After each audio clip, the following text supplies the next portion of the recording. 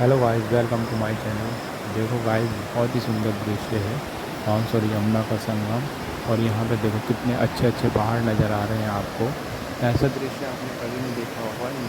ये दृश्य मेरे घर से जो हमारे खेत हैं, वो बिल्कुल उसके सामने है बांस और यमुना का संगम। वहाँ पे आपको ये सारा नज़ारा दिखाई देगा गाइस। मेरे चैनल को फॉलो करें, सब्सक्राइब करें और इस वीडियो को लाइक ज़रूर करें दोस्तों। अपने कमेंट दें, आपको ये सीनरी अच्छी लगी कैसी लगी। और ये देखो सामने देखो मक्की के खेत भी नज़र आ रहे हैं आपको।